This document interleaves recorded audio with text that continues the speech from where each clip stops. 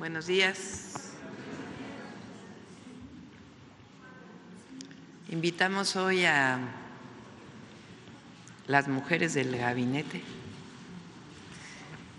porque el día de hoy les vamos a presentar, como me comprometí en campaña y en el Zócalo, el primero, todas las iniciativas que estamos enviando el día de hoy al Senado de la República para reformas constitucionales y a leyes para el apoyo y protección de las mujeres.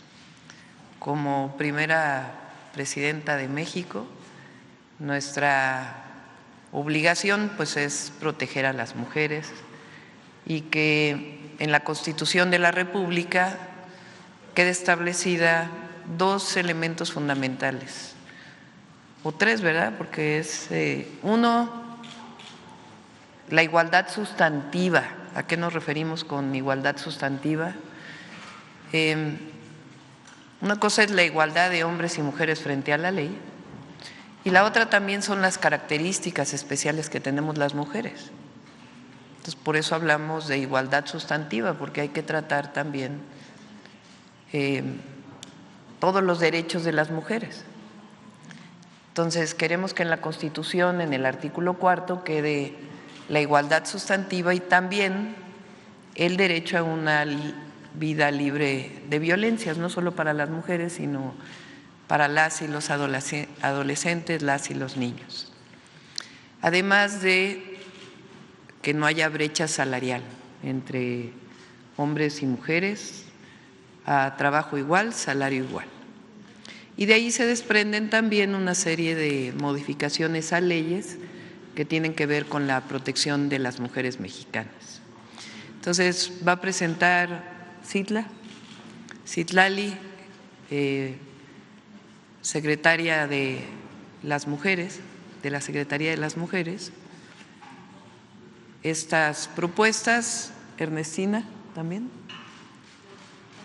las dos, y Ariadna Montiel nos va a presentar el programa de apoyo a las mujeres de 60 a 64, cómo se va a desarrollar, en dónde van a ser los centros para poderse inscribir, porque ya empieza en estos 3 meses para que a partir de 2025 las mujeres de 63 y 64 años tengan su apoyo, y en pueblos, comunidades indígenas afromexicanas de 60 a 64, y va a ser gradual. El próximo año inicia 63, 64 y en el 2026 ya sería para todas las mujeres de 60 a 64. Entonces le doy la palabra a Citlali. ¿Sí? Adelante.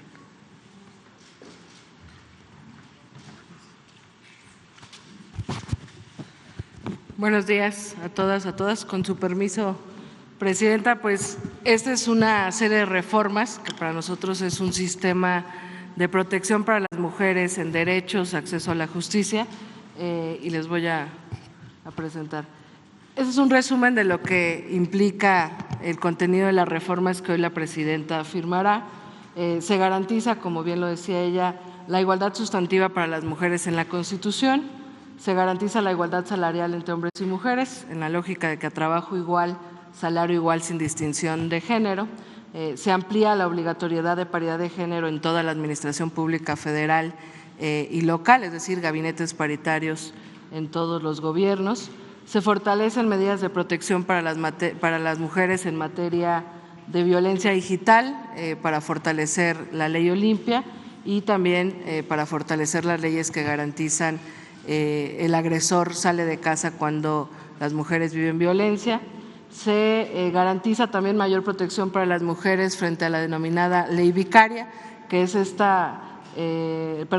la violencia vicaria, que es esta violencia contra las mujeres ejercida a través de una tercera persona, que generalmente es a través de amenazas, condicionamiento y agresiones a las y los hijos. Se dispone que todas las entidades federativas deberán contar con fiscales de investigación por delitos de razón de género. Siguiente. Se establece que las instituciones de seguridad pública y procuración de justicia deben ajustar todas sus actuaciones con perspectiva de género. Se establece en la Constitución también el derecho a todas las personas a una vida libre de violencia. Se dispone que el Estado mexicano tiene deberes reforzados con las mujeres, que es garantizar los derechos que ya se tienen, pero profundizar y fortalecer la actuación para hacer mayores esfuerzos en garantizar una vida libre de violencia para las mujeres. Se establece que las autoridades federales puedan conocer de las medidas de protección que derivan de delitos del fuero común, esto para fortalecer la cooperación y la coordinación entre las distintas autoridades y que no sea esta discusión de repente de esto no me toca porque es un delito federal o es un delito del fuero común. Y también para mayor coordinación y colaboración institucional y entre los 3 órdenes de gobierno se crea el Registro Nacional de Medidas de Protección de las Mujeres, Adolescentes, Niñas y Niños. Siguiente. Son en total modificación a 6 artículos de la Constitución Política de los Estados Unidos Mexicanos, es el 4, el 21, el 41, el 73, el 116 y el 123, y son reformas a 7 ordenamientos jurídicos en materia, como ya se dijo, de igualdad sustantiva, perspectiva de género, derecho a las mujeres, a una vida libre de violencia, en cuidados, seguridad y procuración de justicia y trabajo. Siguiente. Es el artículo 4, que se agrega el derecho a la igualdad sustantiva. Siguiente. En los artículos 21, 41 y 61 y 116 se agrega la perspectiva de género en materia de seguridad y protección y procuración de justicia. Siguiente, por favor. En el artículo 4, 21, 73, fracción 21 y 116 también se hacen una serie de reformas para garantizar una vida libre de violencia y donde se establecen estas medidas de protección que he mencionado hace un momento, así como las fiscalías de investigación en todas las entidades de la República. Siguiente. El artículo 123, donde ya se establece y se conceptualiza la brecha salarial y se modifica o se establece que es una obligación del Estado erradicar esta brecha salarial. Siguiente. Y bueno, esto le toca a la compañera Ernestina. Por mi parte es cuanto, presidente.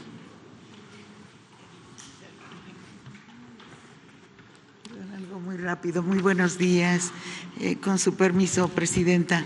Efectivamente es un marco legal constitucional que da pie a una serie de reformas a distintas leyes. La Ley General de Igualdad Sustantiva, por primera vez se define lo que es brecha salarial de género, la obligación de que en la política nacional sea erradicar esta brecha salarial, fortalecer el acceso a la igualdad, todo esto que no se encontraba.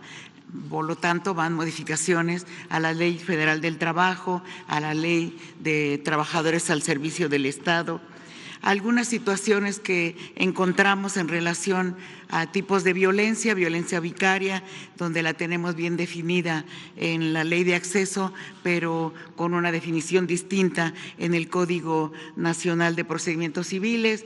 En fin, hacemos una serie de ajustes para que realmente las mujeres podamos tener todos los instrumentos jurídicos para defender, hacer valer nuestros derechos. El día de hoy la presidenta va a firmar las iniciativas, son varias iniciativas para que podamos tener una mayor facilidad de discusión en los congresos, que no sean demasiadas comisiones, y estaremos pidiendo los refrendos y en estos días estaremos entregando al Congreso de la Unión. Lo más seguro es que va a ser Cámara de Origen la Cámara de Senadores y estaremos dándole seguimiento. Es cuanto, presidente.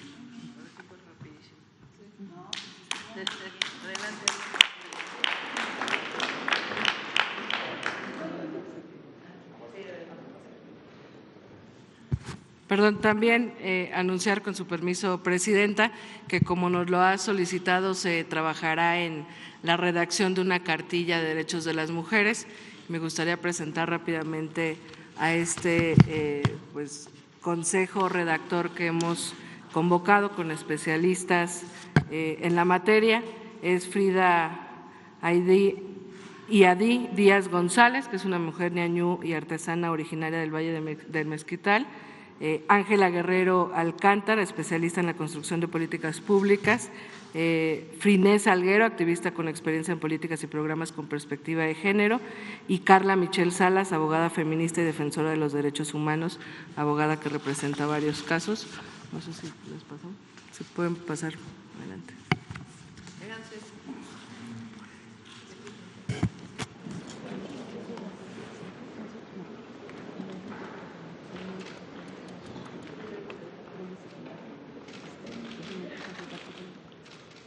A ver, ¿por qué no explicamos con detalle lo de la constitucional rápido y ahora explicamos la cartilla? Pero fue muy rápido.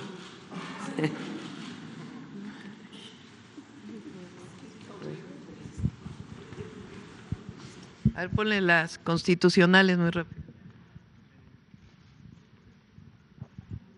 ¿Sí funciona? Sí. Los artículos. La siguiente. A ver, entonces, se modifican la propuesta que enviamos hoy al Senado de la República, es la modificación de 6 artículos a la Constitución Política de los Estados Unidos Mexicanos para protección e igualdad sustantiva de las mujeres. El artículo 4, el 21, 41, 73, 116 y 123. Y además 7 ordenamientos jurídicos, 7 leyes secundarias. Adelante. Entonces, en el artículo 4 se incorpora derecho a la igualdad sustantiva, que tiene que ver no solamente la igualdad de las mujeres y hombres frente a la ley, sino que además todas las leyes y todas las disposiciones en nuestro país tienen que considerar las particularidades de las mujeres y sus derechos humanos. A eso se refiere la igualdad sustantiva y queremos que quede en el artículo 4. Adelante. 21, 41 y 116. En el artículo 21 se dispone de manera particular que las instituciones de seguridad pública ajustarán sus actuaciones a la perspectiva de género.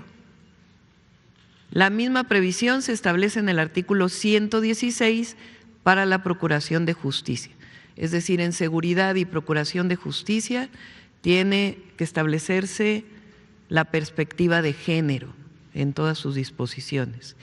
Y en el artículo 41 se establece la obligatoriedad de la paridad de género en la administración pública federal y estatal, es decir, que haya gabinetes paritarios. Quedará establecido en la Constitución. Adelante. Y después se establece también vida libre de violencia y lo que se llaman deberes reforzados con las mujeres. Quiere decir que no solamente es la aplicación de la ley, sino que tiene que haber particularidades por la discriminación, por la violencia que vivimos las mujeres, también las niñas y los niños. Y que las fiscalías de investigación tengan necesariamente, lo establece la Constitución, áreas especializadas en delitos por razón de género. Esto no existía en la Constitución y nuestro objetivo es que quede en la Carta Magna y a partir de ahí, pues distintas leyes que van a reforzar esto que queremos que se establezca en la Constitución. Ahora, las compañeras, ¿qué más vamos a presentar? Además de que ahora presente Ariadna el apoyo, ahora sí pásense para acá. Queremos repartir una cartilla de derechos de las mujeres a todas las mujeres mexicanas. De hecho, debería ser también a los hombres, porque hombres y mujeres tenemos que conocer los derechos de las mujeres, los derechos humanos de las mujeres. Pero lamentablemente a veces una mujer que vive violencias no sabe que está viviendo violencias o una mujer que gana menos que un hombre cuando realiza el mismo trabajo, no sabe que su derecho es percibir el mismo salario. Entonces, lo que queremos es que todas las mujeres mexicanas tengan su cartilla, que digan, estos son mis derechos, y si no se cumplen, ¿a dónde tengo que dirigirme para que se puedan cumplir?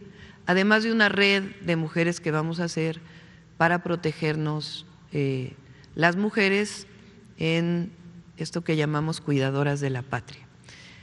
¿Cómo vamos a redactar esta cartilla de mujeres?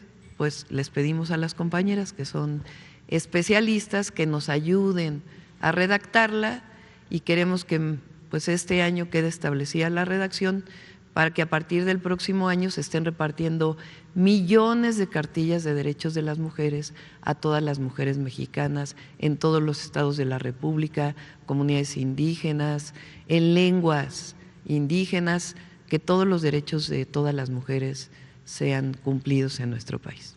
No sé quién quiera platicar sobre esto.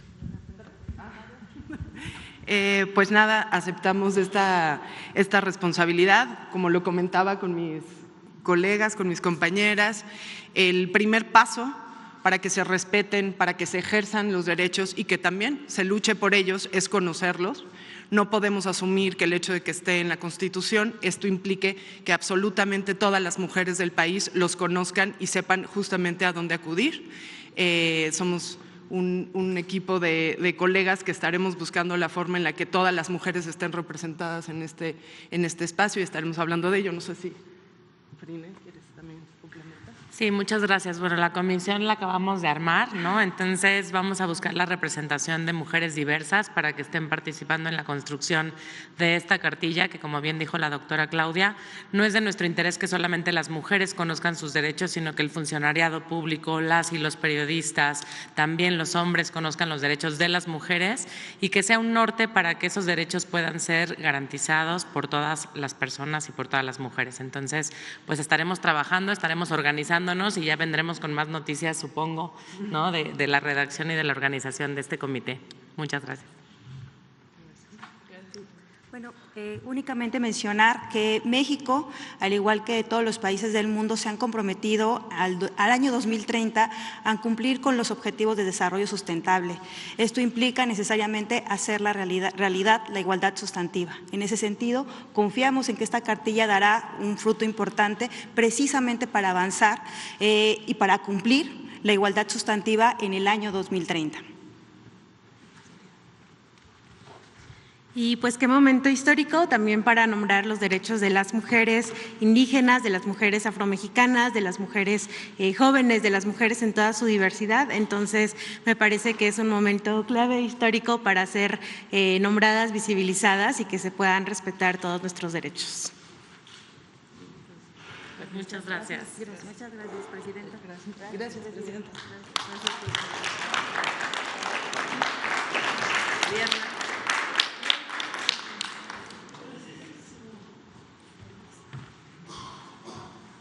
Con el permiso de la presidenta, vamos a presentar un programa de bienestar del cual la presidenta se ha comprometido con todas las mujeres a trabajar por su bienestar, especialmente por las mayores.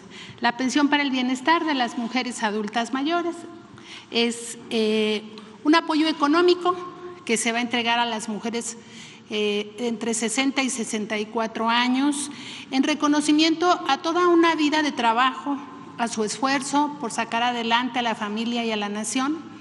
Y queremos con este programa, con esta pensión, empoderar a las mujeres, garantizarles un ingreso básico para que ellas alcancen su autonomía económica y en conjunto su bienestar.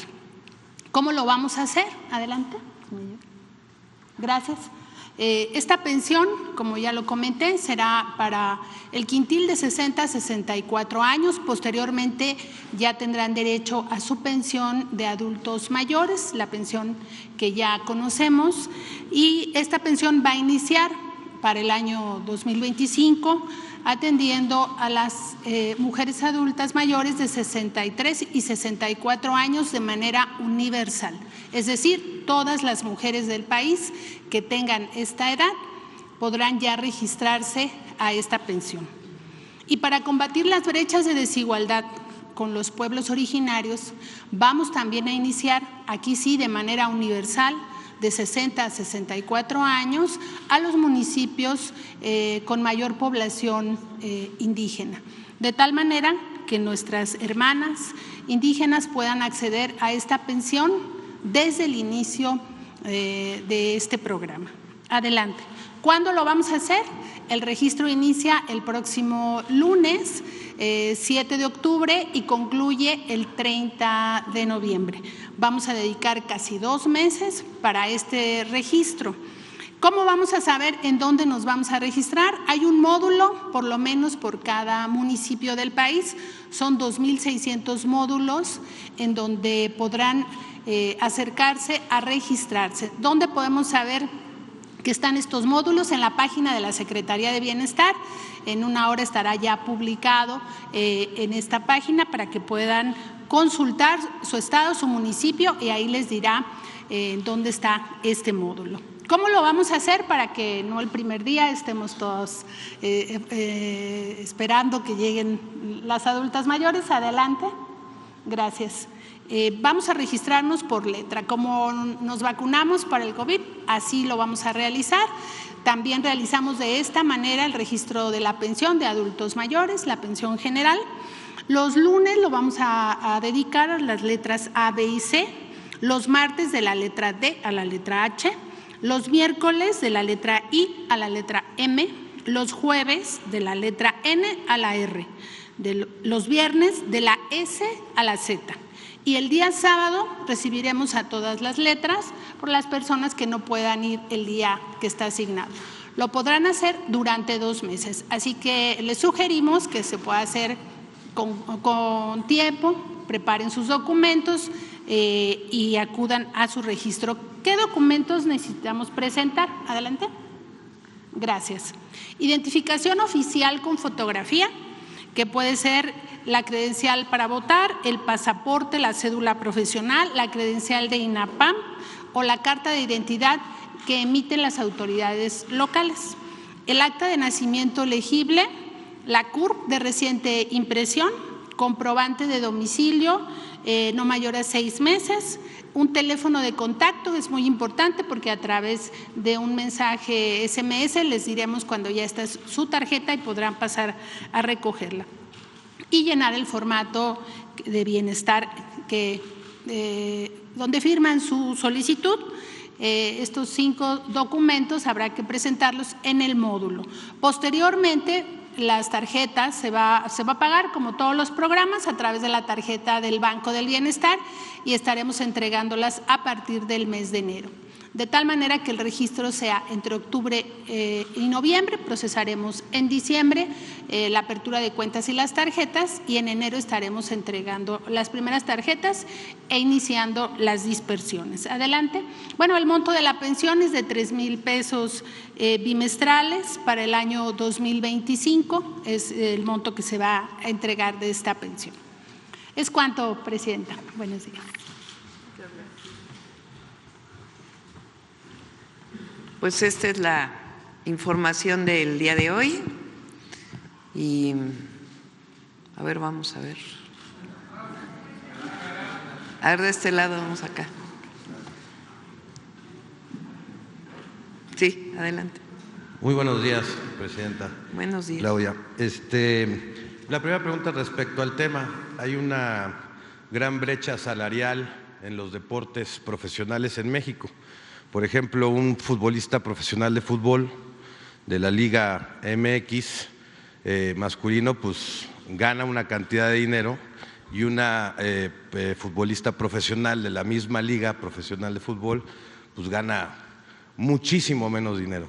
También pasa en el boxeo, por ejemplo, ¿no? En donde, por ejemplo, pues la Bonita Sánchez, una campeona que tenemos ahí en Puebla, pues no gana lo mismo que, por ejemplo, el Canelo, ¿no? Y pues tiene el mismo cinturón. ¿no? Entonces, ¿cómo abordar ese tema en estos deportes de estas brechas salariales que estamos tratando el día de hoy? Es mi primera pregunta, presidenta. Pues ya va a ser constitucional. En la Constitución va a quedar establecido que no debe haber brecha salarial, no solamente en la Ley Federal del Trabajo. Entonces, las mujeres deportistas tienen derecho a exigir los mismos salarios. Esa es la idea. O sea, lo van a poder demandar por ley y así. Así es. Y bueno, la diferencia en salarios, incluso la violencia contra la mujer, viene de la discriminación, del machismo.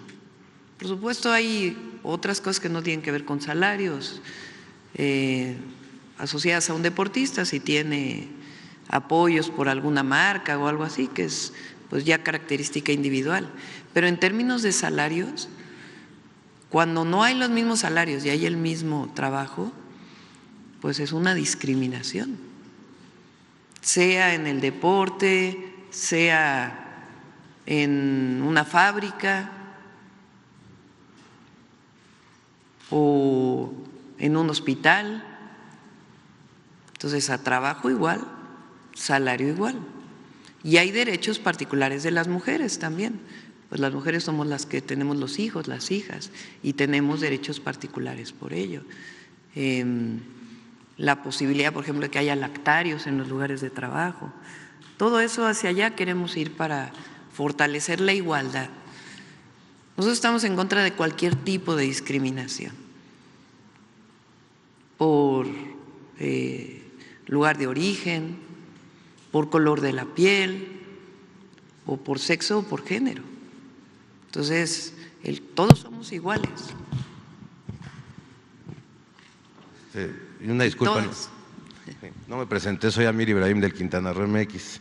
He estado haciendo una investigación respecto al tema de las factureras y en otro tema, ¿no?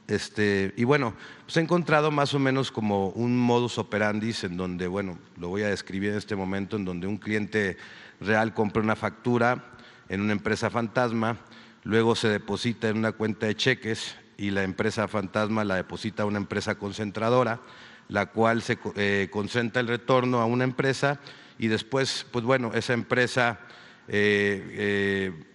hay empresas que venden el efectivo y se entrega el efectivo, digamos, al que compra la factura. En esta investigación, pues he encontrado pues 2 empresas concentradoras que manejan más o menos 4.500 millones de pesos de desvío fiscal mensual, que representa más o menos el 10% del mercado de este desvío que se hace en las empresas factureras.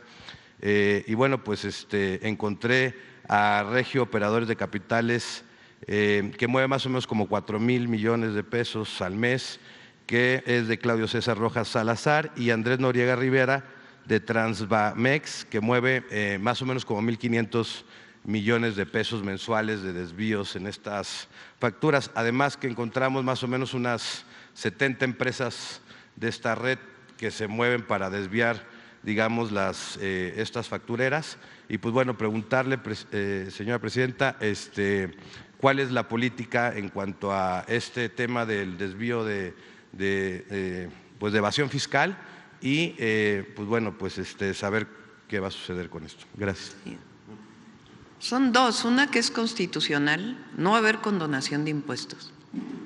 Eso está en la Constitución de la República. Y la otra, pues, es el combate contra cualquier evasión fiscal. Entonces, esta denuncia que haces en particular, pues, hay que revisarla, que podamos tener los datos. Y he estado trabajando desde incluso antes de entrar con la anuencia del presidente Andrés Manuel López Obrador, en su momento, con el SAT.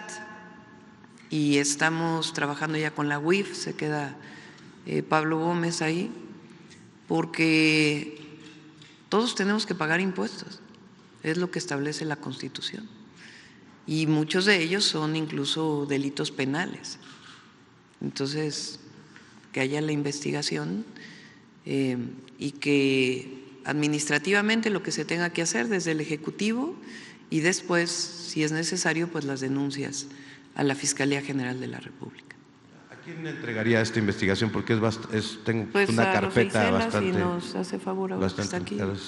Y para terminar, Presidenta, en relación a Quintana Roo, yo soy de Quintana Roo, saber qué plan hay para el Estado en el próximo año o este año, qué proyectos vienen para el Estado de Quintana Roo, si a lo mejor Playa del Carmen, que pues ahí tiene su casa, nos podría informar. Por ejemplo, en Playa del Carmen hay una necesidad importante ahorita, por ejemplo, con la CFE, porque Playa del Carmen ha crecido muchísimo en poco tiempo y pues bueno, pues las colonias digamos nuevas se han ha ido aumentando la demanda de luz y han provocado de alguna manera pues bueno, alguna falta de electricidad en alguna de las zonas más populares de Playa del Carmen. Saber los proyectos y en este caso específico de la luz, si es posible que CFE cheque pues esta parte de Playa del Carmen, porque sí, luego los calores están muy fuertes por ahí.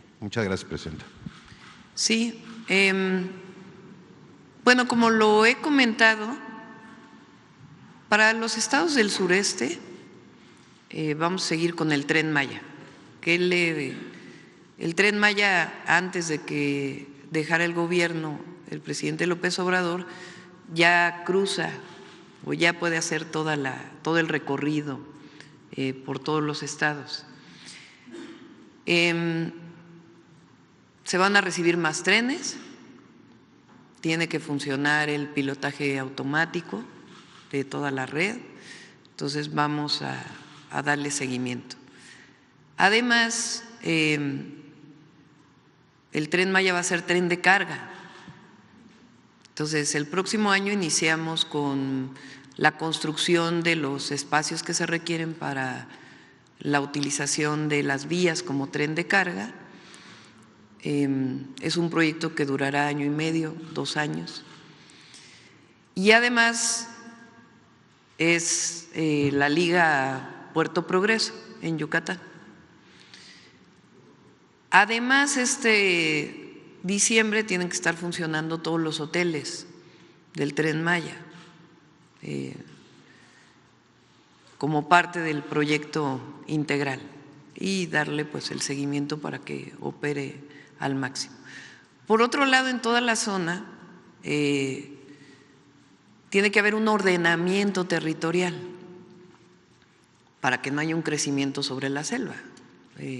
Se decretaron áreas naturales protegidas, particularmente la Reserva de la Biosfera de Calakmul, hoy es la segunda reserva en el mundo más grande de selva baja, la primera es el Amazonas o la Amazonia y el Amazonas o la Amazonia, y la segunda es el sur-sureste de nuestro país.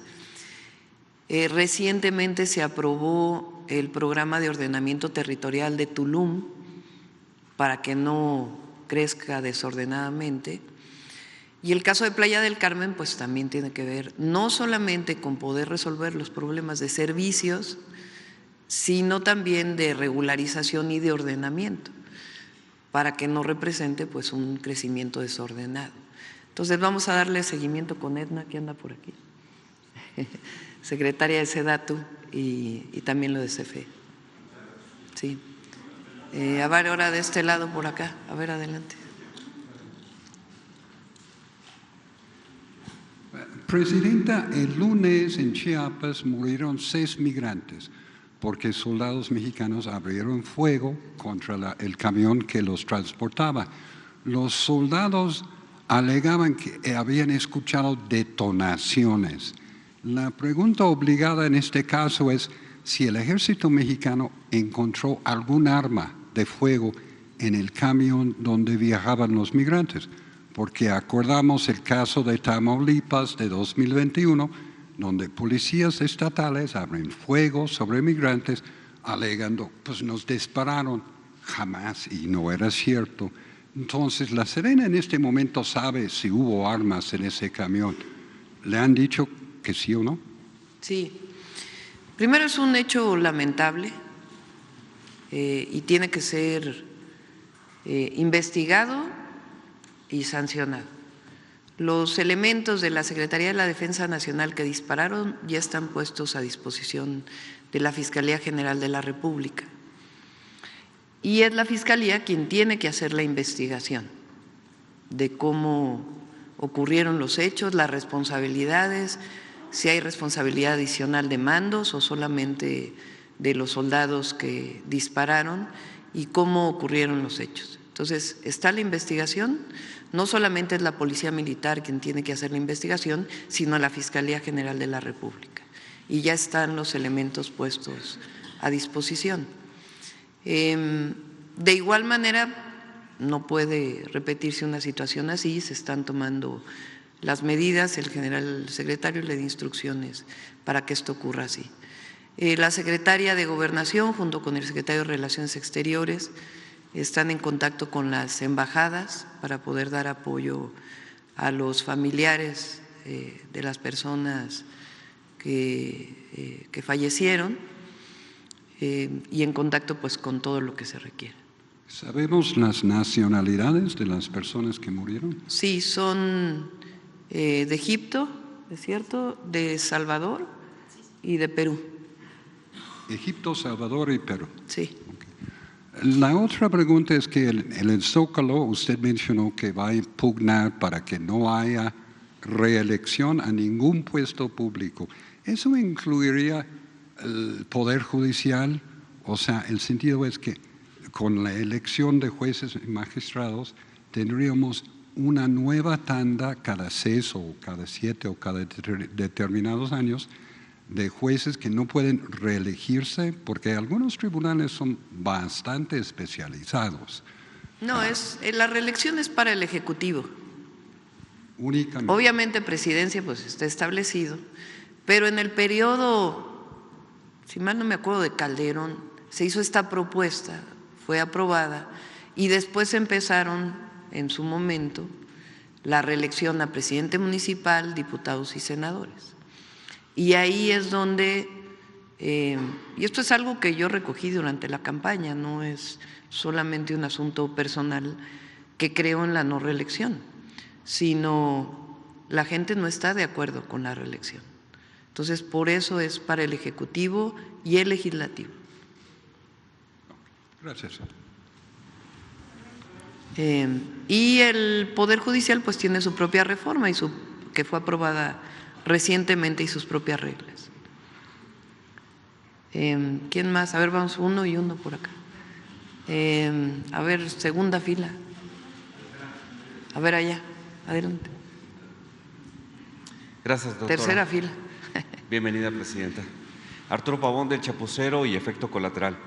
En este caso del folleto que se va a entregar, habría que hacer énfasis, no nada más por muchos casos que he conocido en mi trayectoria como director de carrera en una universidad, es necesario no nada más entregar un folleto, sino también dar capacitación a todas las personas que van a estar en contacto con alguna situación administrativa con las mujeres.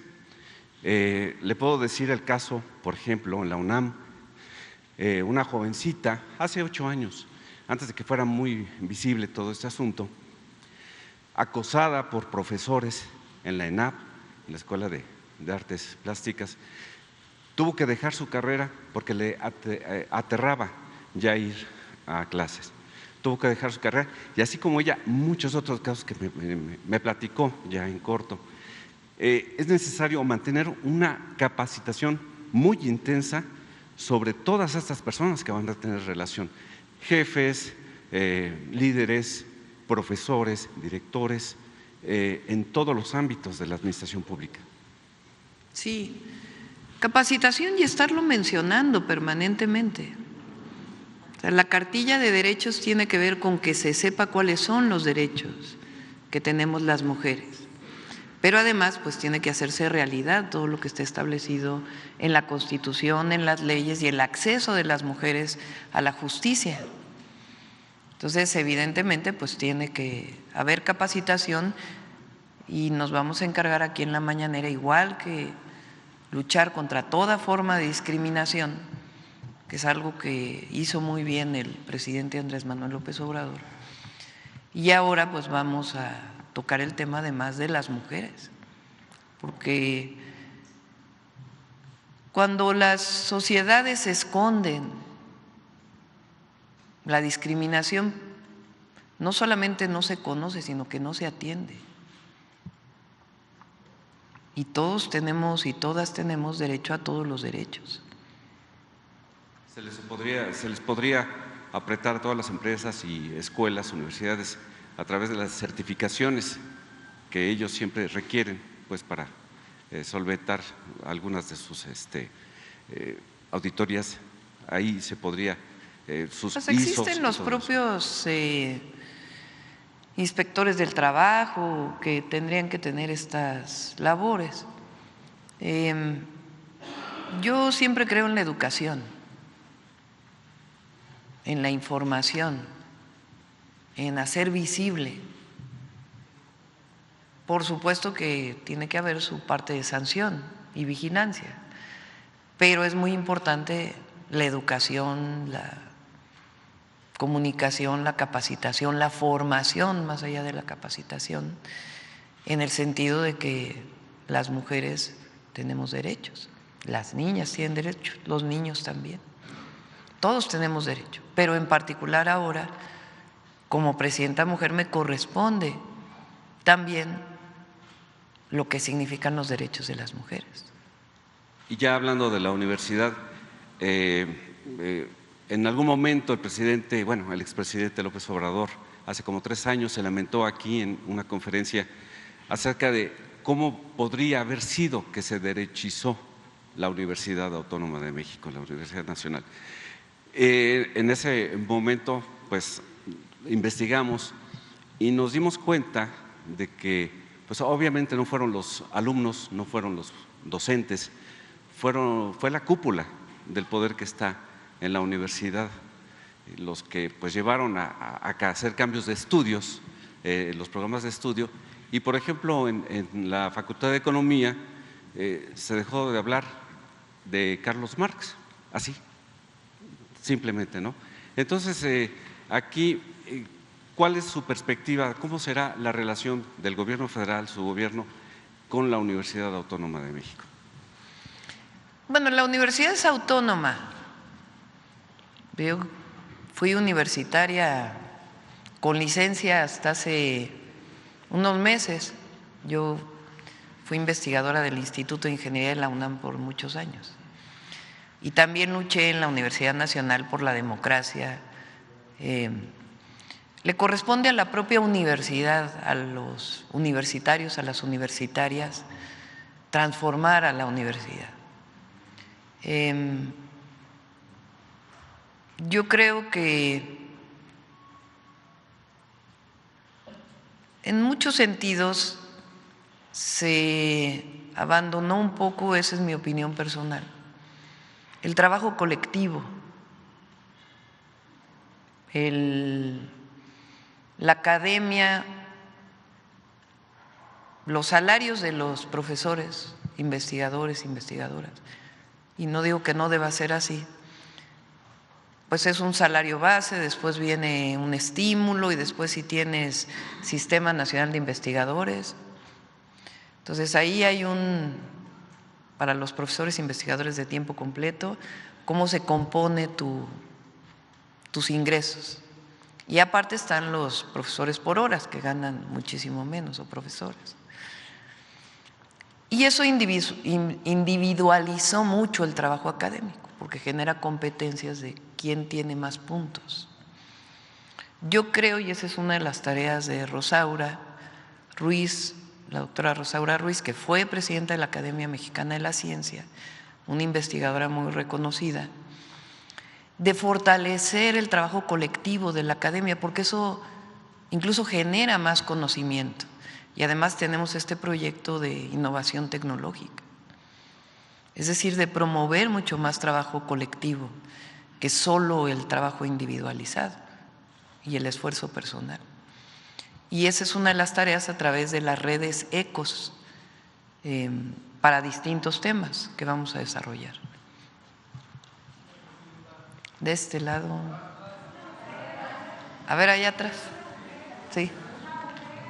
Una mujer, sí. Bueno, ahorita son 3 hombres y luego van con 3 mujeres para la paridad.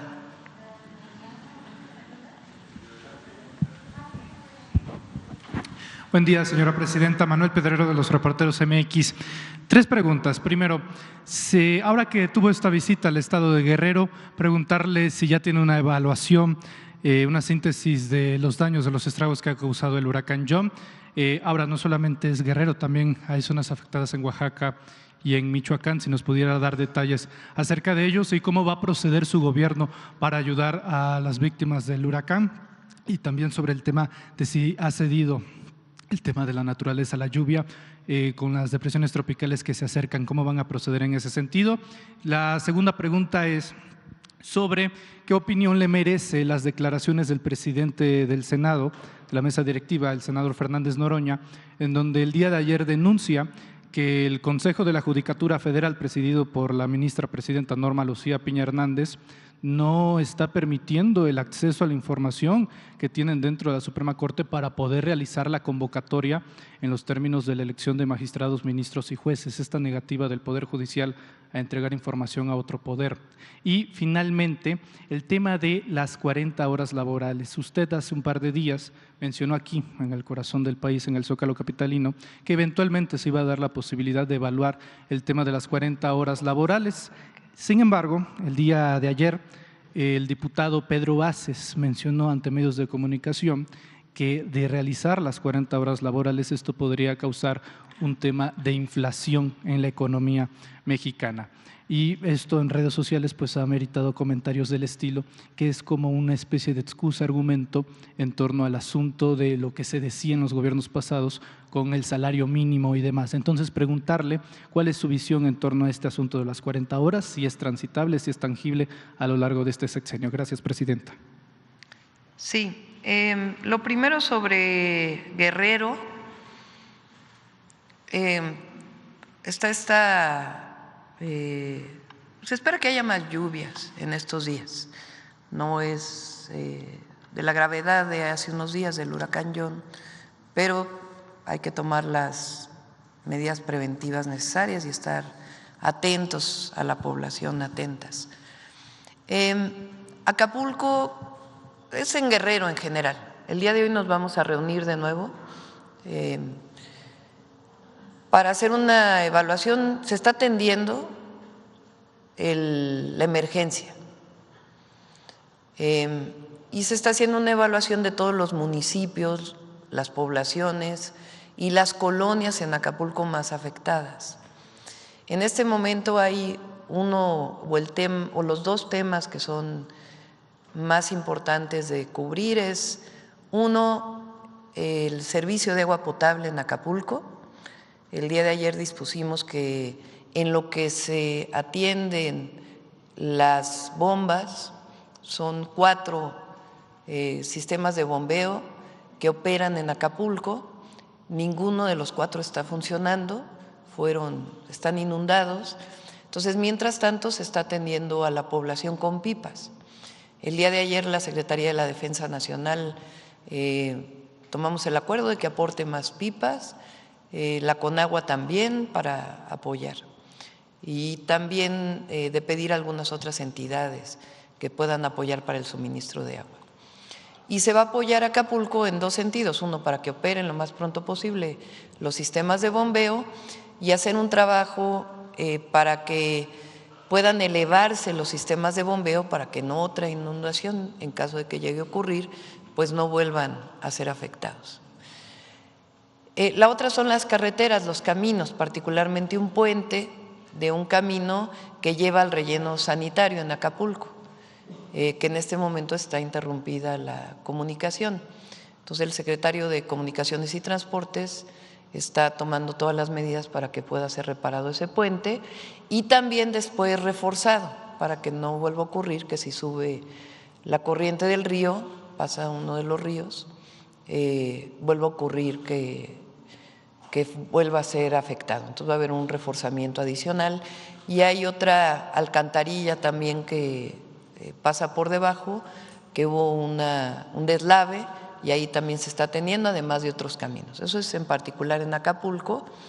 Ayer también con Ariadna quedamos que una vez identificadas las colonias de mayor afectación, inicia un censo para poder dar un primer apoyo de limpieza a todas las viviendas y después ya con el censo ver cuáles son las afectaciones para poder apoyar a la población. Ahora, además de Acapulco hay otros municipios afectados, no solamente en la costa, sino también en la sierra y en la montaña. Y también hay derrumbes que evitan el paso de algunas poblaciones. Ahí la Secretaría de la Defensa Nacional quedó encargada para poder atender de inmediato estos deslaves y Bienestar también va a atender a todas estas poblaciones, además de que la Defensa ya está atendiendo con despensas para que puedan tener lo necesario para la alimentación.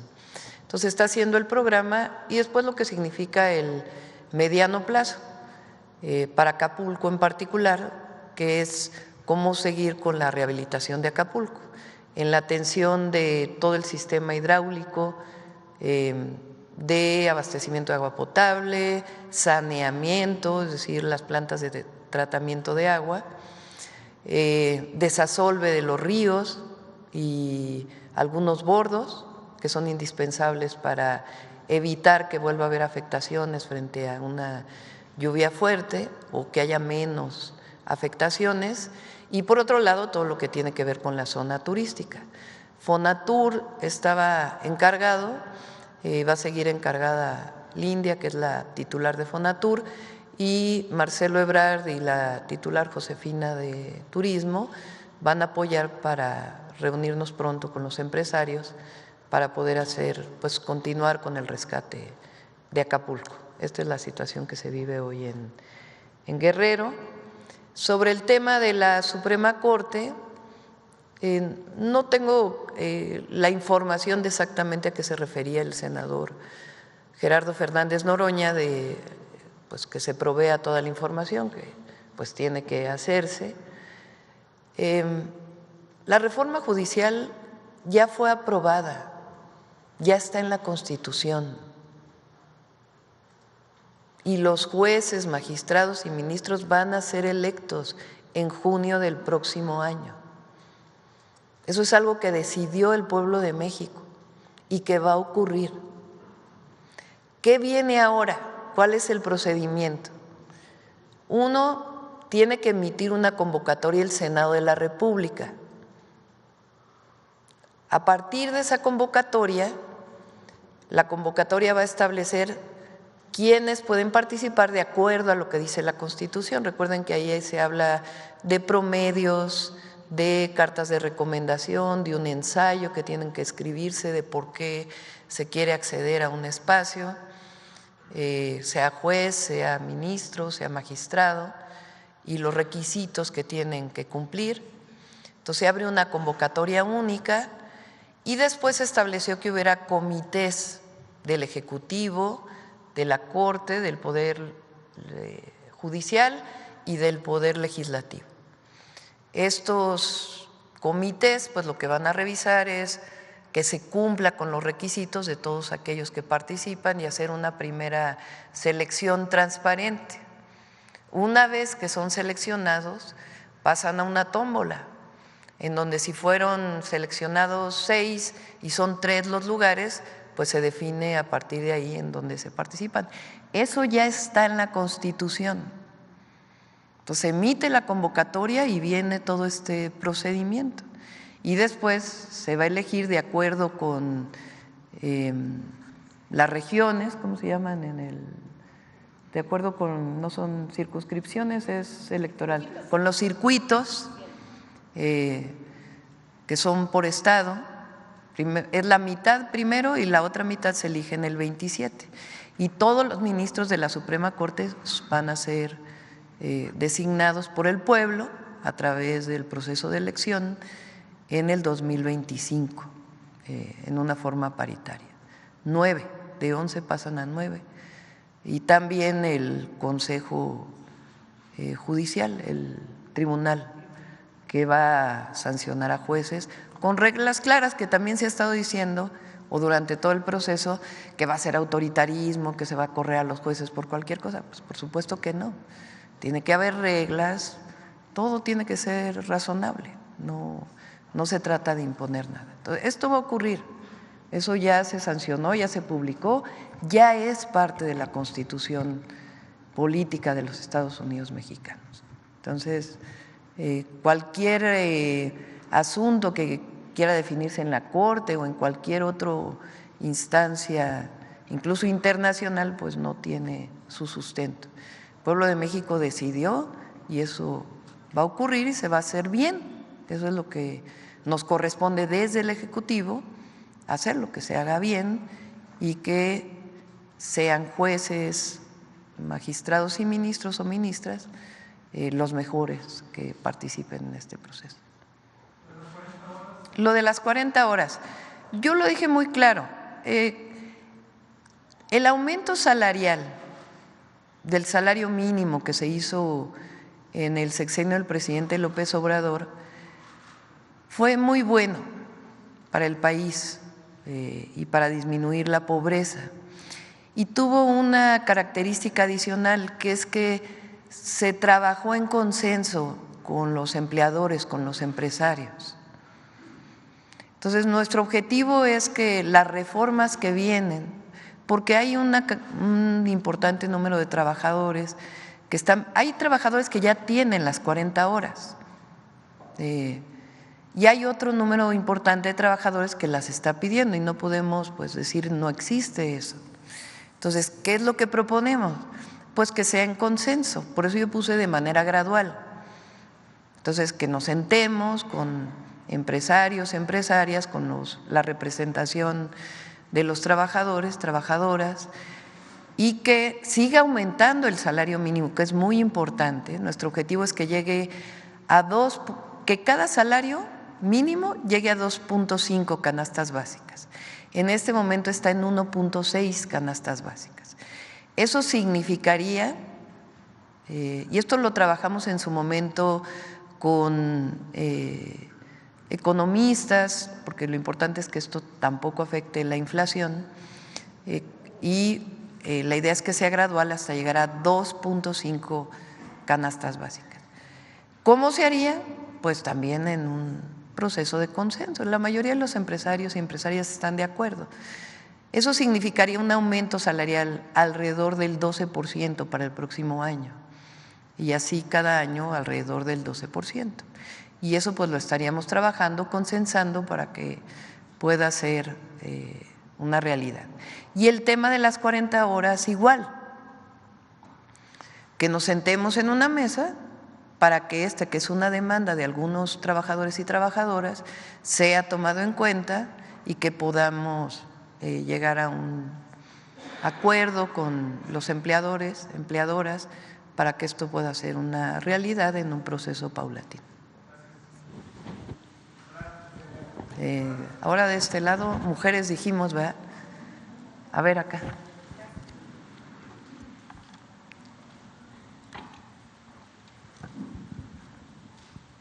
Gracias. Buenos días. Aurora Castillejos, reportera de Canal 14 SPR. Doctora, preguntarle precisamente en torno al tema de Acapulco. Hay un acento fundamental en las medidas de medio ambiente y también en la contaminación de ríos. ¿Cómo se está trabajando en conjunto? ¿Cómo se está tratando este tema de fondo? El objetivo es, de hecho ya había iniciado con el presidente López Obrador en el sexenio anterior. En la reunión, de estas reuniones que tuvimos en el periodo de transición, fuimos a Acapulco y ahí se planteó cuál era el programa de rescate, atención para pues reactivar toda la actividad económica en Acapulco. Y había dos temas importantes que, digamos, se vivían antes del Otis. Uno, el sistema hídrico de Acapulco, que tiene que ver con abastecimiento de agua potable, sus fuentes, el reciclamiento de agua o el tratamiento de agua, y también pues todo el sistema de drenaje y de la contaminación de los ríos y de la contaminación del mar. Entonces hay un programa, un proyecto que ya inició y el objetivo es que lo llevemos a cabo, que es algo que viene de hace mucho. Ustedes saben que ¿quién administra los sistemas de agua en el país? Por constitución, los municipios. Y los municipios a veces no tienen los recursos necesarios. Ahora en Acapulco pues se tiene que fortalecer el sistema de gestión del agua, se llama, que cobre el agua a los hoteles adecuadamente, que tengan los recursos suficientes para operar ese sistema. Pero la Federación vamos a apoyar para que estén funcionando plantas de tratamiento y todo el sistema hídrico de Acapulco, que tiene que funcionar. Por otro lado, pues es la seguridad, que ya había tenido problemas y que ahí pues hay varios cuarteles de la Guardia Nacional que se construyeron, hay presencia de Guardia Nacional y un programa especial que estamos desarrollando también para Acapulco. Eso es, digamos, lo que venía desde antes, incluso de Otis y ahora de Johnny, que pues tenemos que avanzar, entonces lo vamos a hacer y ya lo presentaremos en su momento. Gracias. Y en otro tema, ayer se firmó un convenio, un esquema de colaboración entre Buenos Aires y México acerca de, en materia de explotación y producción de baterías de litio. ¿Nos podría explicar en qué consiste? Sí, el litio en nuestro país tiene características especiales. Está principalmente, bueno, ahí está en Sonora y en algunos otros estados del norte. La forma en que está el litio en México es que está revuelto con arcilla. Las arcillas son como lodo, como barro, que cuando recibe agua se expanden, se hace como, y cuando se secan pues son como polvo.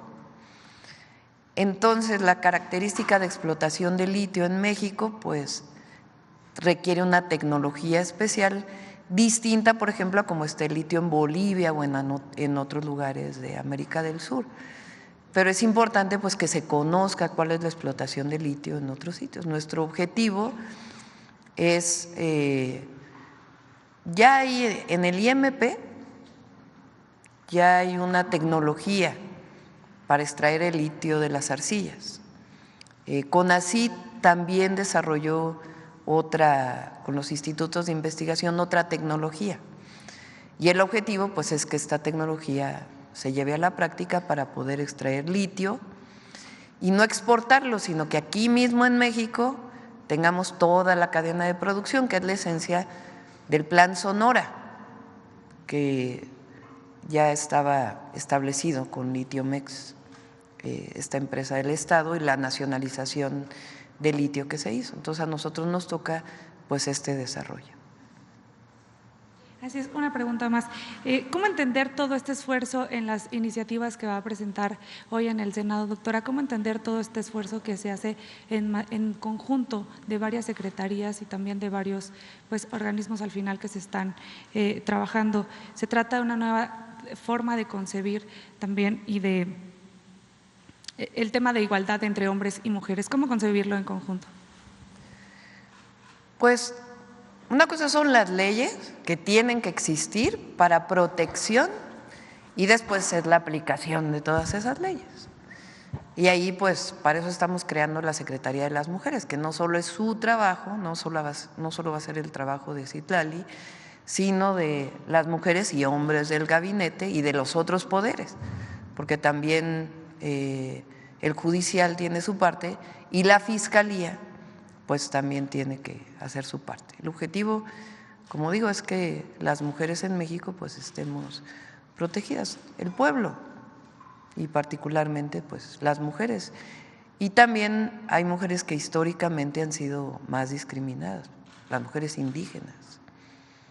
Por eso pues para mí fue un gusto que la manera en que nos presentamos en el Zócalo, que es un reconocimiento de las mujeres indígenas de nuestro país que reciben a veces triple discriminación. Entonces, aquí todos somos iguales, todas somos iguales. Y nuestro objetivo es seguir erradicando la discriminación y seguir enalteciendo al pueblo de México, que son trabajadores y trabajadoras de primera. Si no, imagínense nuestros paisanos y paisanas que están en Estados Unidos. No sé si se acuerdan, hubo alguien que dijo que había trabajadores o que había personas en el sureste que no trabajaban. No, falso. Somos trabajadores y trabajadoras de primera, los mexicanos, de la construcción, las trabajadoras del hogar,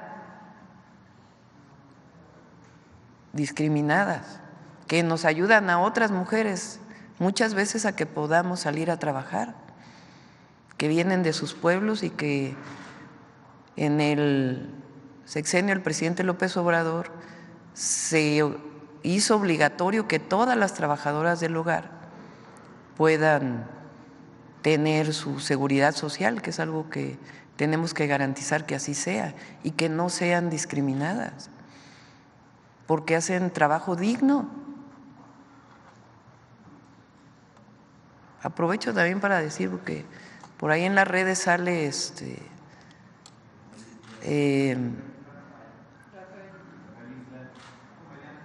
sí, esta palabra que se usa de sirvienta, que es terrible.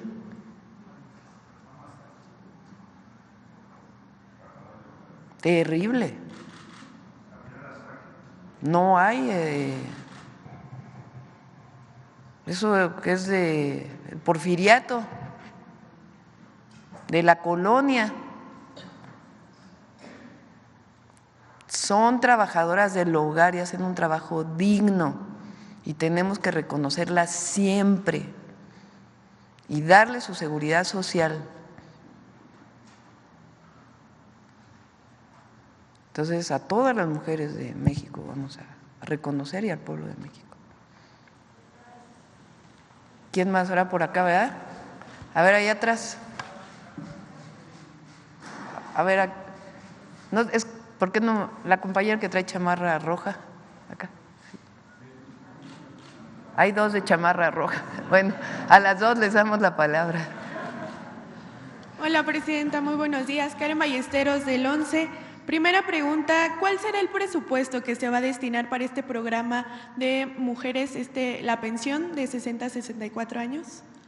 Son 23,000 millones de pesos el próximo año. ¿Solo para 2025? Solo para 2025. También en otro tema respecto a la iniciativa que anunciaba en su Y hay recursos, hay recursos. A esta iniciativa que mencionaba que va a mandar para que ninguna persona, ningún familiar suceda en el mismo cargo público, ¿aplicará para toda la administración pública? ¿Será también para el Poder Legislativo, el Judicial? ¿Nos puede dar más detalles al respecto? Sí, lo estamos trabajando. Yo pienso que es esencialmente para el Ejecutivo. Presidencias municipales, gobernaturas y presidente o presidenta de la República. ¿Y se ha pensado que también se aplique para otros poderes? El Ejecutivo, digamos, en el Legislativo es distinta la característica, pero en el Ejecutivo el transmitir el poder a un familiar directo me parece que evita la posibilidad de que otros participen.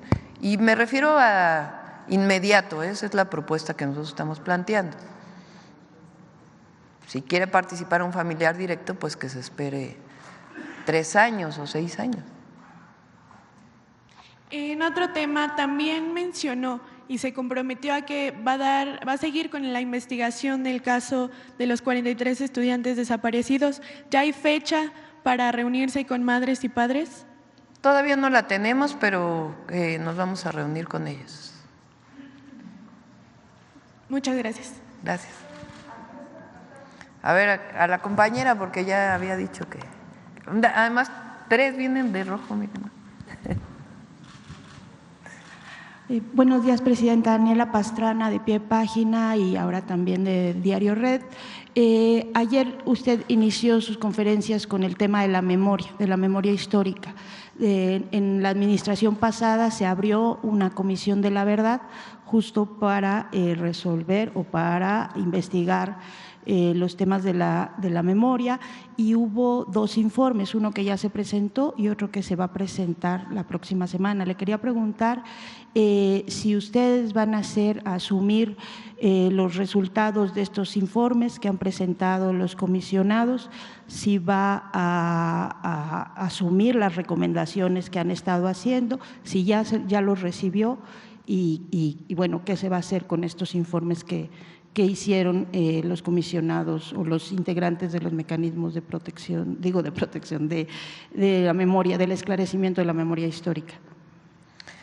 Todavía no recibo los informes. Le pedí a la secretaria de Gobernación y a Arturo Medina que nos puedan presentar los informes, cómo están, y a partir de ahí pues ya les podré platicar, comentar. Muchas gracias. Una segunda pregunta relacionada con con este tema que es tan duro para pues muchas familias de las personas desaparecidas, tiene que ver con el tema de pues la crisis forense. Hay pues más de 70,000 cuerpos sin identificar, que es creo que uno de los principales problemas ahorita para las familias de personas desaparecidas. Quería preguntarle si tienen alguna acción definida ya, concreta, para empezar a eliminar o reducir este déficit que hay, ¿no?, en la investigación y en la identificación de cuerpos sin identificar. Sí, lo estamos trabajando.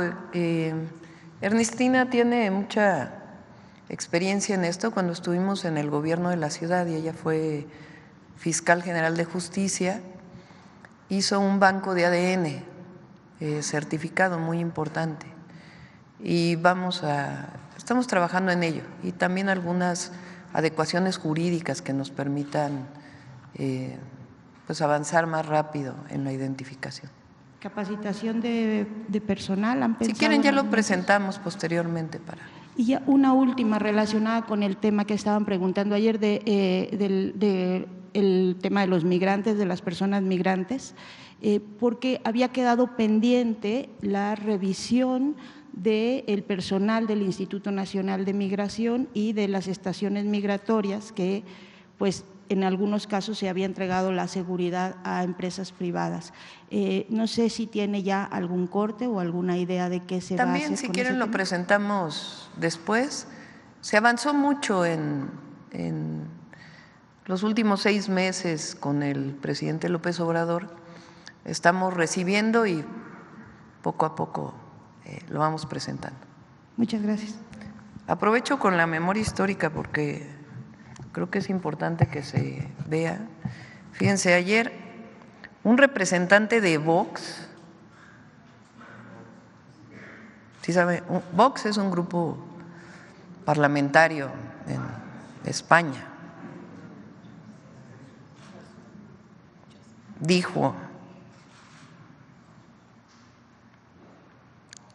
dice: la nueva presidenta de México, Claudia Sheinbaum, se ha comportado como una absoluta analfabeta y como una absoluta ignorante.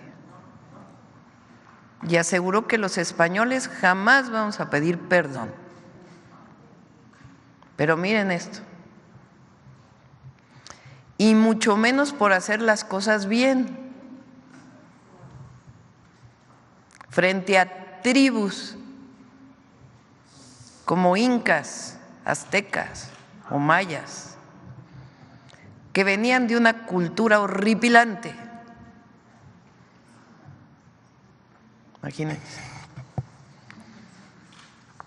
Vamos a enviarles la grandeza de la cultura maya, la grandeza de la cultura mexica.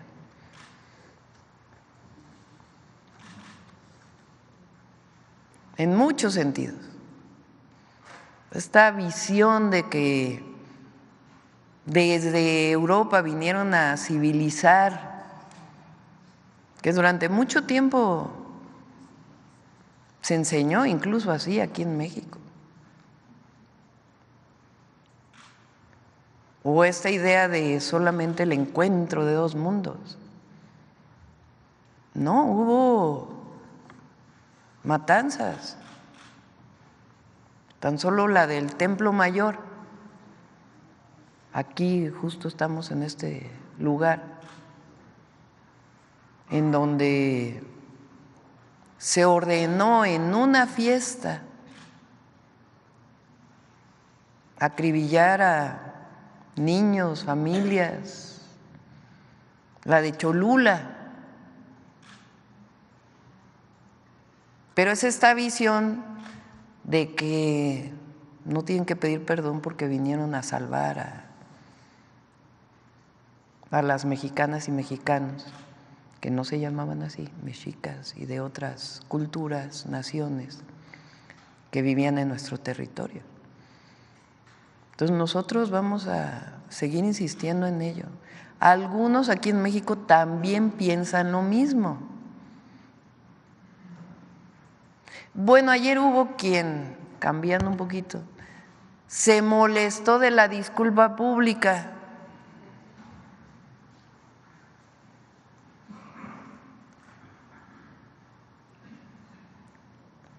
Es más, enaltecieron a Díaz Ordaz. Ya, bueno, el colmo de los colmos. Lo de ayer fue muy importante.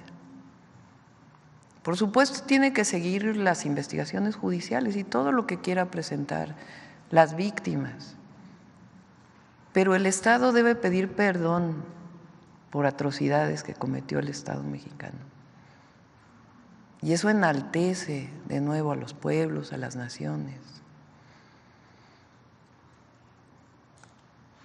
Para los jóvenes, las jóvenes, hace 56 años jóvenes como ustedes se manifestaban en las calles para que no hubiera represión. ¿Y cómo le contestó el gobierno de entonces? Con balas. Eso es lo que no puede volver a ocurrir. Entonces, por eso vamos a seguir insistiendo en ello. Y hay quien dice también muy preocupado, de que, es que Claudia Sheinbaum no se distancia de López Obrador, no pinta su raya. Pues si somos del mismo movimiento, si lo que dijimos es que lo que queríamos es que continuara la Cuarta Transformación y así decidió el pueblo de México. Y claro, lo que presentamos hoy pues no se había presentado antes.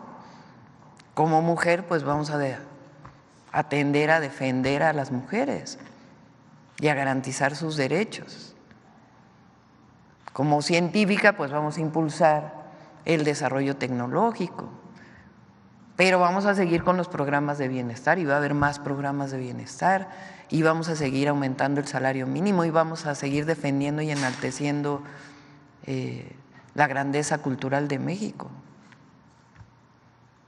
Entonces, ahora sí que ¿quién se sorprende? Pues, la verdad. Bueno, ya falta poquito. A ver, ahora de este lado, por acá. Una mujer allá.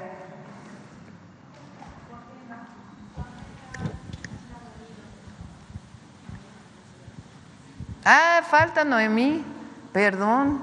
Ajá. Buenos días, doctora Elia Cruz de la Hoguera. Yo quisiera insistir un poco con las afectaciones que dejó el huracán John. Entiendo que se habla mucho de Acapulco, porque es el puerto o el polo turístico de mi estado, ¿no?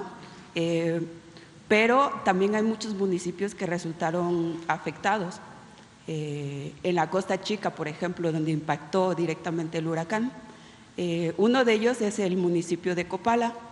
Ahí no ha regresado la luz, doctora, desde el impacto, desde el lunes.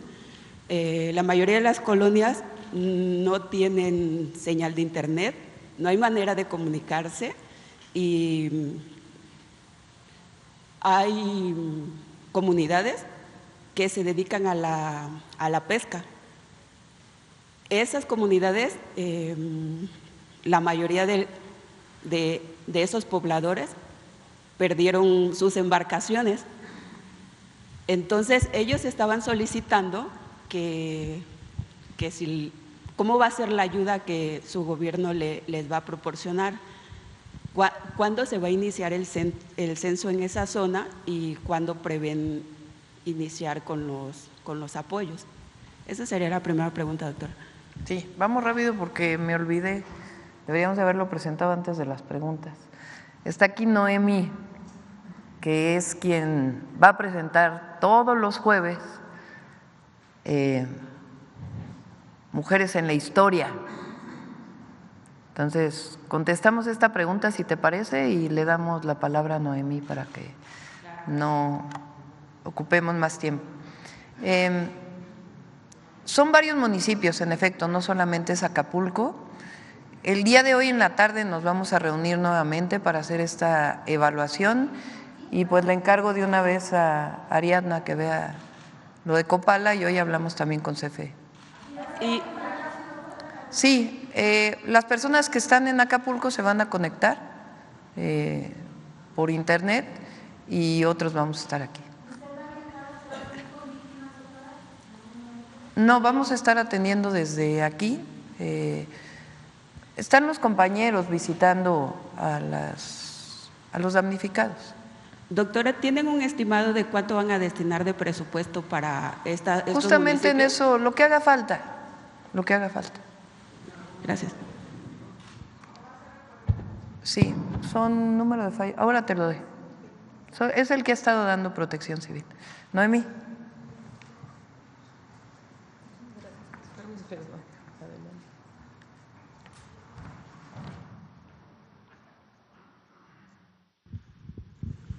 Muchísimas gracias. Muy buenos días. México está por cumplir 200 años como república. Estamos viviendo un momento histórico. Por primera vez, México tiene una presidenta.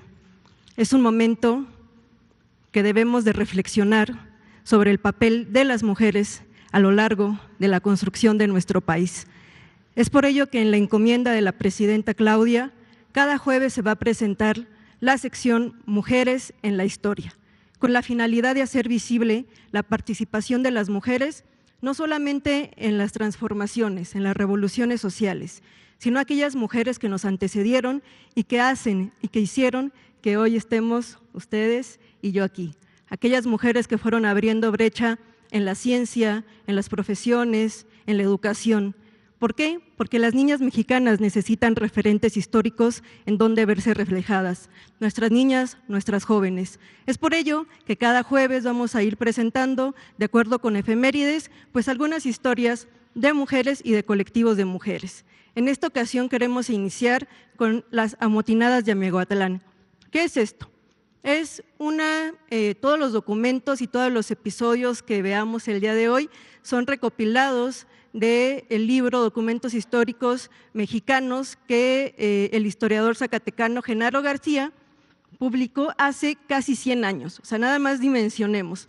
Hace 100 años se produce este libro y 2010, hace también 100 años después, pues son poco conocidos, poco difundidos.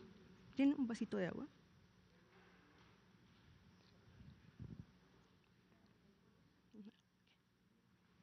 Voy a tomar tantita agua.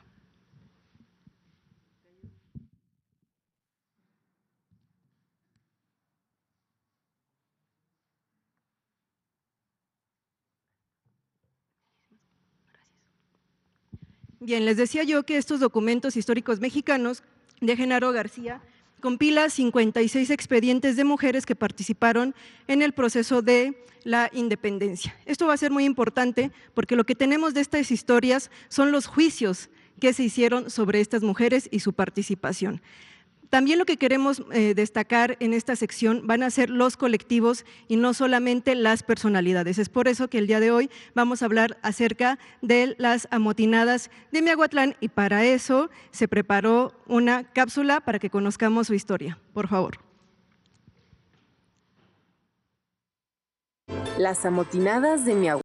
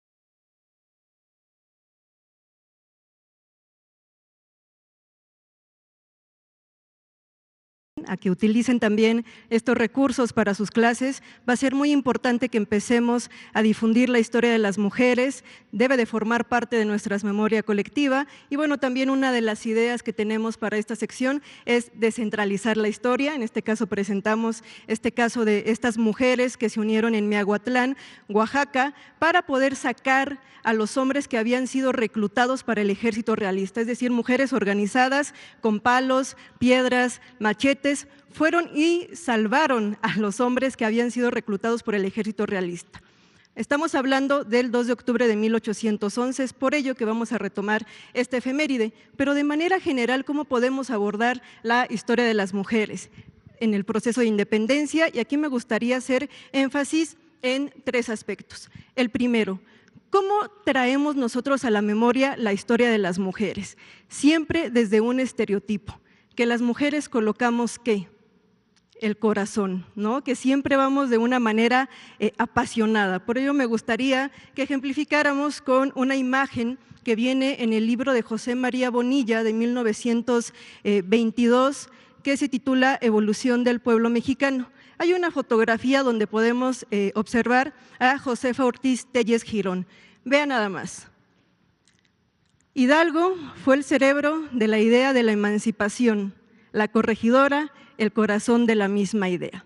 Entonces, Hidalgo fue el cerebro, el estratega, el planeador, ¿y qué le puso Josefa? El corazón, le puso la emoción, le puso el sentimiento. Cuando ella también fue conspiradora, ella también fue planeadora y estratega. Entonces, ella también, ¿no? También estuvo planeando, pensando. Es por ello que cuando hablemos de historia de las mujeres, va a ser muy importante que les ocupemos en la acción, no solamente otra vez este estereotipo de que las mujeres participamos nada más con el arrojo y la pasión. Hay otro estereotipo también que es muy frecuente cuando hablamos de la historia de las mujeres y es vincularlas en función de un con quién. A la propia Josefa le pasa, ¿no? ¿Qué decimos? La corregidora, ¿no? Que fue la esposa del corregidor Miguel Domínguez y hasta hacemos en el énfasis del Domínguez. Otro caso muy particular fue el de Leona Vicario. Ella incluso, yo creo que aquí es la mejor herencia que nos deja Leona Vicario en cuanto a las mujeres. todo lo que ella hace en el proceso independentista. Fue una mujer criolla, una mujer hija única, había quedado huérfana de un padre español con minas en Zacatecas, había sido sobrina del rector de la Ciudad de México, de la universidad, es decir, una mujer muy culta, que tenía prácticamente todo resuelto y aún así decide ingresar a la insurgencia. Es como hoy día podríamos decir que el privilegio no la cegó, ¿no? A pesar de tener el futuro resuelto, ella se incorpora a la insurgencia. Pues bien, después de todo lo que vive, el ser 2 veces detenida en un convento, se le hace un interrogatorio. Pensemos que para ese momento Leona tenía 21 años, o sea, todavía estaba con esta juventud y dándose en el arrojo. Bien, ¿qué hace Leona Vicario tiempo después? Hay una acusación por parte de Lucas Alamán en 1831. Imagínense que ustedes están leyendo el periódico y que lean que él nos explicaba el por qué tanta conmemoración a Leona si lo único que había hecho fue actuar por heroísmo romancesco, ¿no? Por seguir a su marido. ¿Se imaginan ustedes el enojo, la ofensa? Después de todas las acciones que ella realiza, pues le contesta con una carta vindicativa que yo creo que a estos casi 200 años podría ser una bandera del feminismo. ¿Qué le dice Leona Vicario? Confiese usted, señora Alamán, que no solo el amor es el móvil de las acciones de las mujeres, que ellas son capaces de todos los entusiasmos y que las ideas de la patria no les son unos sentimientos extraños, antes bien suelen obrar. ¿Qué hace Leona Vicario? Le devuelve a las mujeres su voluntad política, su agencia, su porqué. Ella dice, no solamente fui siguiendo a mi marido, sino también tenemos decisiones propias y voluntad propia. Y ya para concluir en esta sección de este jueves, hay otro momento que me gustaría mucho destacar de las mujeres en la independencia y que tiene que ver con lo que nos decía la presidenta hace un momento. Tus condiciones también van a implicar en tu destino. ¿Qué quiere decir esto? Que cuando hablemos de historia de las mujeres, entendamos a las mujeres en todo su contexto, con todas las condiciones, porque no fue el mismo destino que tuvo Josefa y Leona, quienes son reclutadas, detenidas en conventos, les quitan sus bienes, a las mujeres de las villas y de los pueblos. Estas mujeres fueron pasadas por las armas. Yo aquí digo que las condenamos 2 veces. El gobierno realista las condenó a la muerte, porque ellas no se salvaron de ser fusiladas y la historia las condenó al olvido, pero para eso estamos aquí nosotras, para enunciarlas. Solamente 2 ejemplos. Carmen Camacho, una mujer acusada de seducción de tropa en Acámbaro, donde es detenida por parte de las autoridades realistas y va a ser sentenciada al último suplicio. Pero además dice que su cuerpo sea expuesto en la plaza de Acámbaro a manera de escarmiento para el resto de las mujeres y vean lo que te iba a pasar. Pero además que se le cuelgue un cartelón que enuncie su delito. ¿Cuál era su delito? Adicción a la insurgencia. Me encanta, ¿no? Adicta a la insurgencia. Por adicta a la insurgencia fue fusilada y su cuerpo expuesto al resto de las mujeres para decir, esto te va a pasar por insurgente. Un segundo caso, María Josefa Martínez, de la zona de Veracruz, Córdoba, Orizaba, que también era espía, conspiraba, planeaba, ganaba recursos para la causa, pero cuando es detenida, la detienen liderando una gavilla de 12 hombres. 12 hombres, es decir, ella lideraba ya una gavilla. La detienen portando pantalones. Cuando se le hace su juicio, que también ustedes los 3 casos que he comentado los pueden encontrar en el texto de Genaro García, ¿cuál es la mayor condena? Lideraba gavilla, era insurgente, correo, espía. La mayor condena fue por portar pantalones, porque estas mujeres transgredieron 2 cosas. La parte política, eran insurgentes, pero estaban transgrediendo el deber ser mujer de la época. Y eso le valió doble juicio, porque estaban transgrediendo ser insurgentes y que no estaban siendo ese deber ser mujer del momento. Así es que estas mujeres no solamente revolucionaron, no solamente participan en esta primera transformación, sino que también fueron ganando distintos espacios y luchas para las mujeres mexicanas. Así es que es una invitación. Nuestro siguiente jueves vamos a hablar de la maestra Rita Cetina. Es una gran influencia. A mí en lo personal, pues como maestra normalista, es un tema que me apasiona, y pues les invitamos a que recuperen estos recursos, sobre todo para las niñas y niños, y que sean utilizados en las escuelas. Es cuanto, Presidenta.